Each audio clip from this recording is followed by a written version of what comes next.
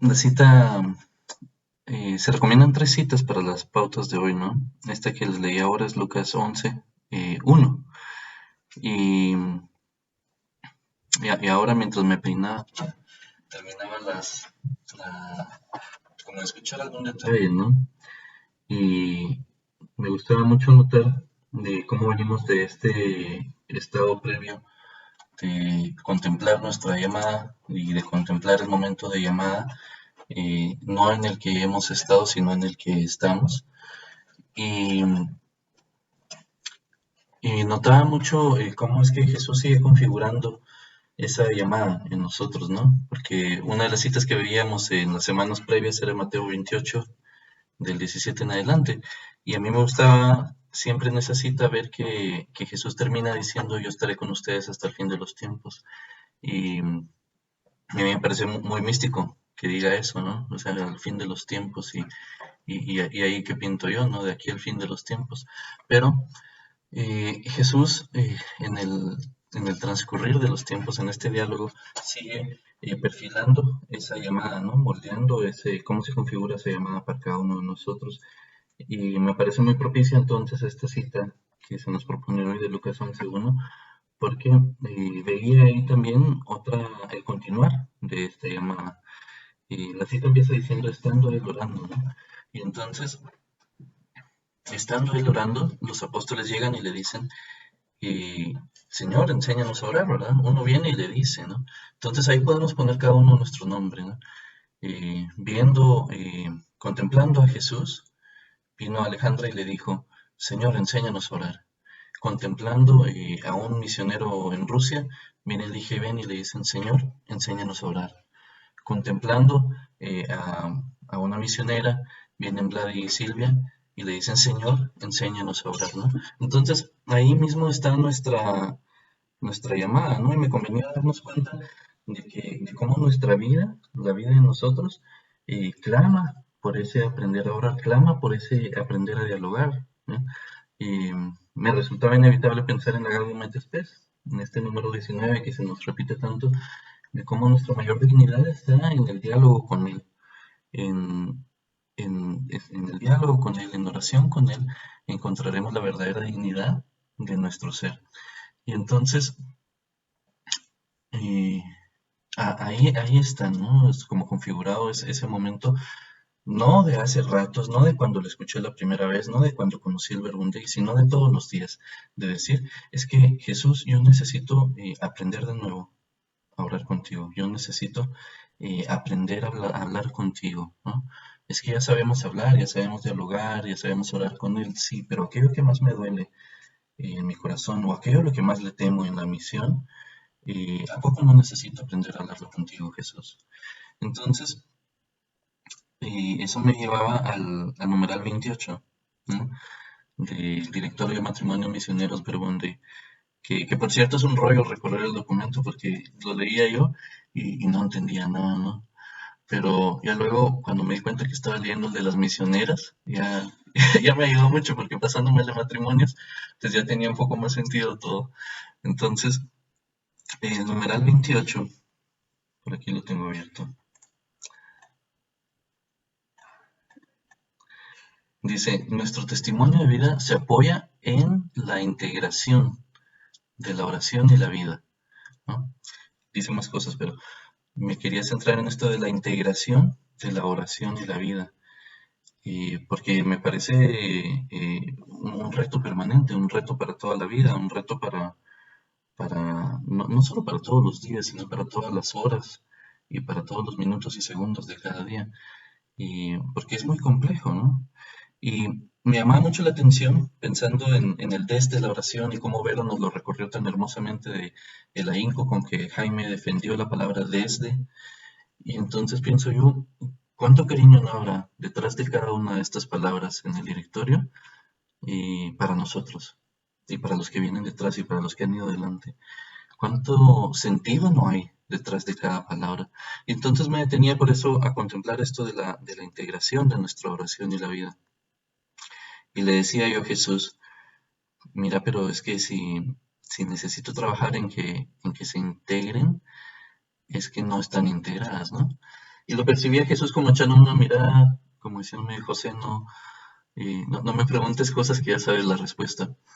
Y, y es que sí, eh, eh, por alguna razón nuestra oración y nuestra vida no están integradas siempre, no están integradas, ¿no? Yo recuerdo momentos muy puntuales en los que yo experimento que hoy sí, ahorita que estaba haciendo el almuerzo, ahorita que estaba bañando a los niños, ahorita que estaba orando, sí logré integrar mi oración y mi vida.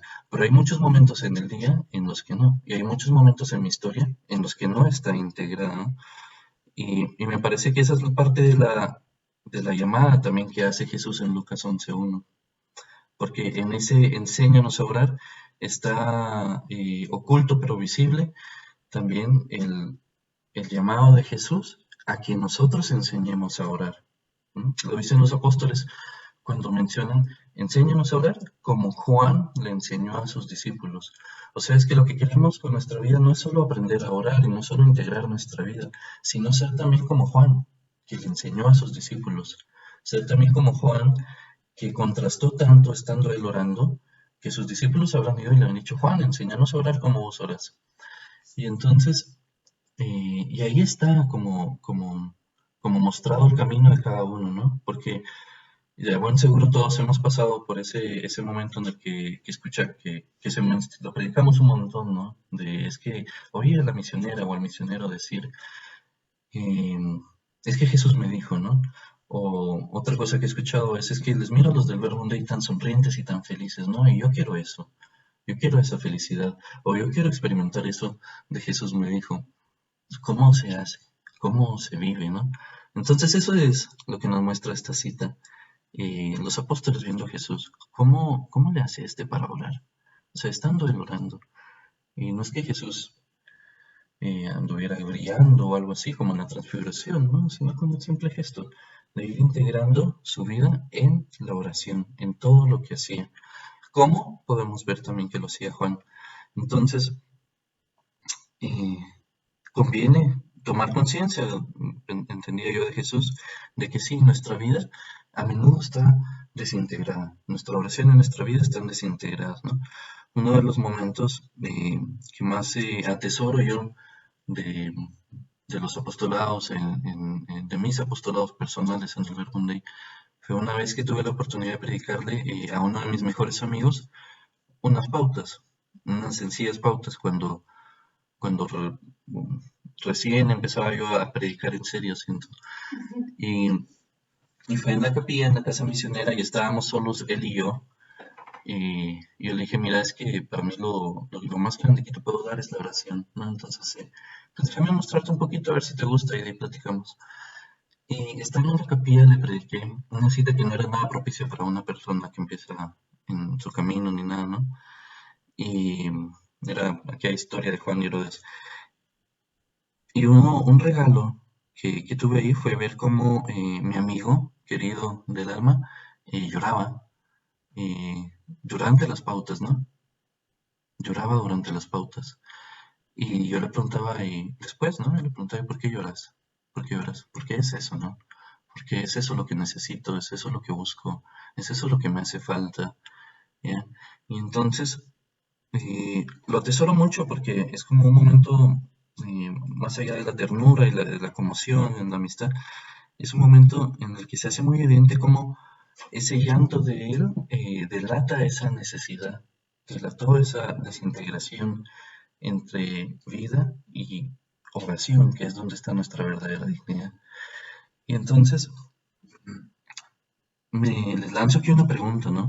¿Cuándo mi llanto ha delatado mi proceso? Y no necesariamente tiene que ser un llanto intenso, ni siquiera con lágrimas, ¿no? Un llanto a lo interno, un desierto al interior. ¿Cuándo mi llanto ha delatado el proceso que estoy viviendo? Y otra, ¿cuándo, viendo al otro, Jesús me ha llamado a enseñar?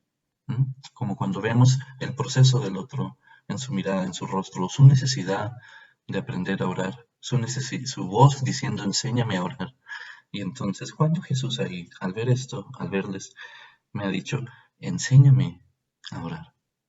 enséñales a orar, enséñame a orar a mí que estoy habitando en él, ¿no? Me llevaba a otra de las citas propuestas para la mañana de hoy, Isaías 54, del 2 al 3, ¿no? Que es ensancha el espacio de tu tienda. Y lo que entendía Jesús era ensanchar es orar y ensanchar es predicar.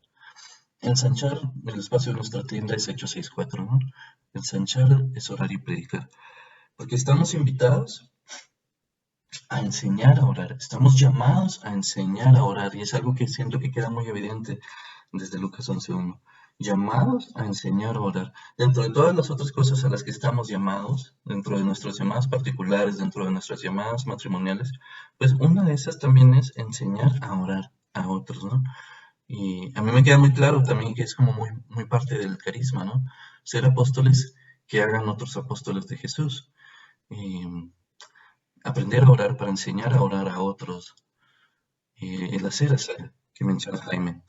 Entonces, y por ahí caía en otro numeral del directorio, en el número 22, donde dice, procuraremos hacer real una vida contemplativo-activa, desde nuestras diversas situaciones personales, conyugales, familiares. Nuestra contemplación inicia ya en el ejercicio diario de oración como diálogo familiar con Dios, por medio de su palabra, escuchada, meditada, asimilada, vivida y anunciada. Y ahí me gustaría detenerme en dos momentos, ¿no? Primero, la primera palabra, que como les digo, esta predicación de Vero el domingo, a mí me ayuda mucho porque digo, es que hay mucho sentido detrás de cada palabra, hay mucho amor detrás de cada palabra del directorio, de los estatutos, de lo que sea que estamos leyendo, por lo que ha pasado por las manos de nuestros hermanos, ¿no? Y procuraremos hacer real una vida contemplativo-activa. Y me agrada mucho ese procuraremos porque muestra ese conocimiento, esa experiencia de los hermanos que escribieron esto que dicen es que no siempre se puede, ¿no? Y lo dicen en el resto del numeral, sabemos que no se puede meditar en todo momento, ¿no? Entonces procuraremos, y me ayudaba de alguna manera ese procuraremos porque dije, bueno, y es que hasta quien escribió esto está consciente de las dificultades, ¿no? Hasta quien escribió esto está consciente de los momentos de duda. Estamos conscientes como fraternidad y como familia de que no se puede meditar en todo momento. Pero luego viene el mismo numeral y termina, ¿no? Pero sí se puede ser contemplativos en la acción y activos en la contemplación. O sea, contemplar a Jesús, contemplar la palabra mientras estoy en la acción, mientras estoy en el día a día, mientras estoy ejecutando, mientras estoy trabajando, mientras me estoy bañando, mientras estoy con los niños, mientras estoy comiendo, ¿no? Y activos en la contemplación. O sea, mientras estoy en la palabra, mientras estoy orando, pues también estoy llevando a mi corazón la realidad, los signos de los tiempos que voy viviendo. O sea, es que es lo que decía el 28, ¿no? Integrar nuestra vida y nuestra oración.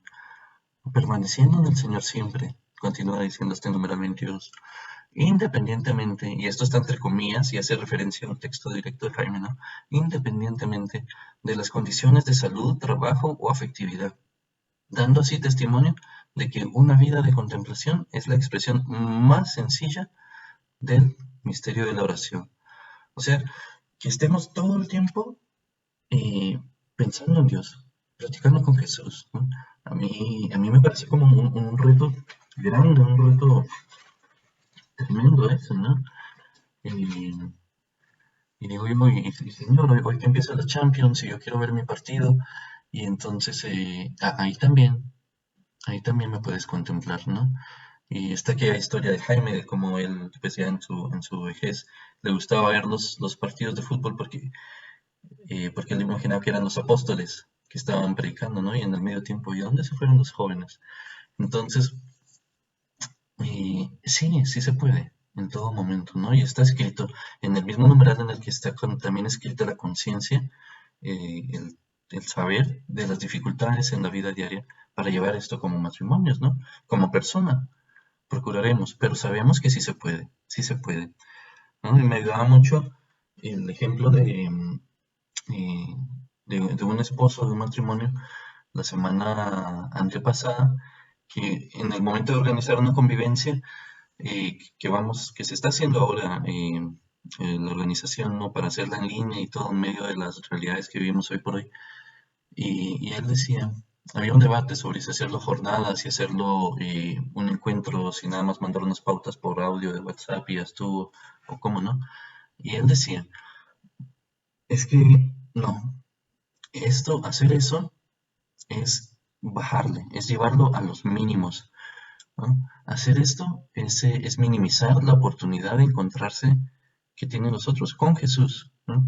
No le pongamos otros nombres, esto es una convivencia, eso es lo que es.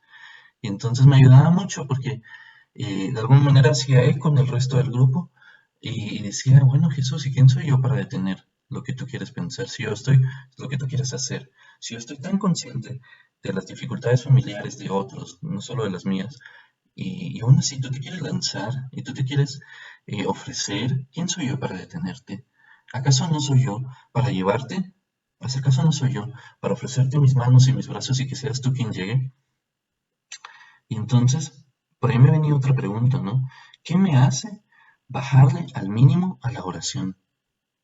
A mi oración. ¿Qué me hace bajarle al mínimo a mi oración? ¿Y qué me hace bajarle al mínimo a la oportunidad de otro de orar? ¿No? Y ahí la respuesta puede ser muy simple o muy compleja. O sea, pueden ser mis miedos, puede ser mi historia, puede ser, no sé, mi falta de experiencia también. A mí, yo dudo mucho por eso, ¿no? Eh, ¿Qué me hace bajar del mínimo? No solo a mi oportunidad de encontrarme con Jesús, sino a la de los otros. ¿Qué me hace bajar del mínimo a esta llamada? Desde Lucas 11.1.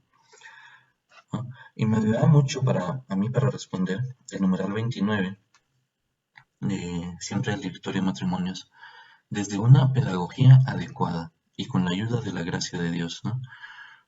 Y dice más cosas, pero me detenía en esto desde una pedagogía adecuada.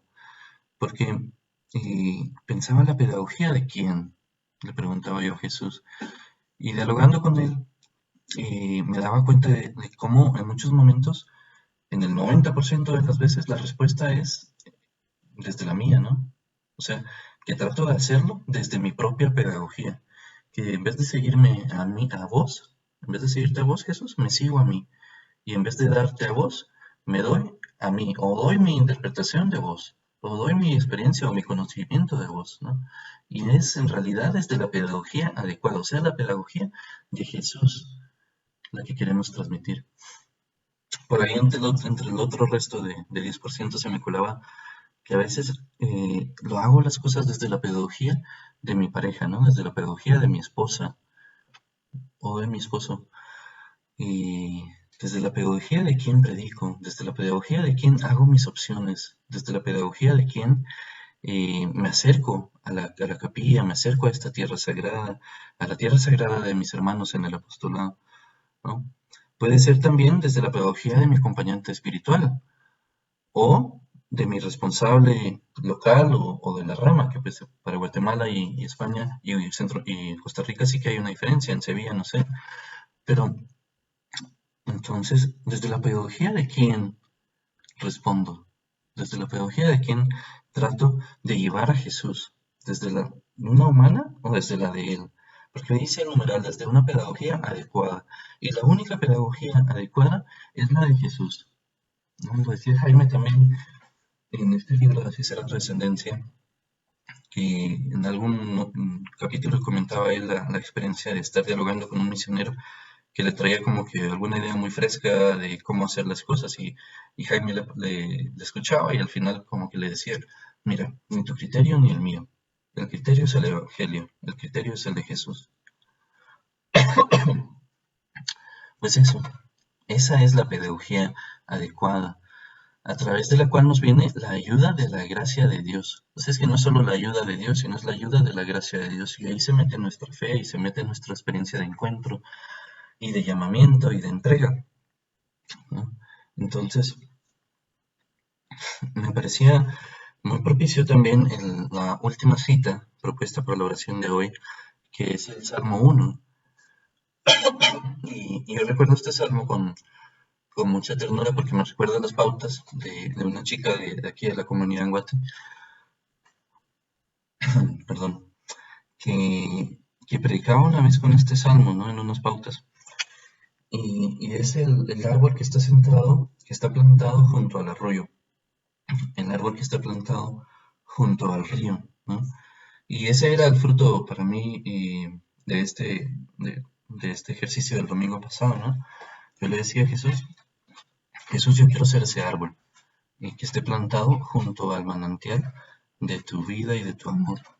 Jesús, papá, yo quiero ser ese árbol que está plantado junto al río de donde emana la vida.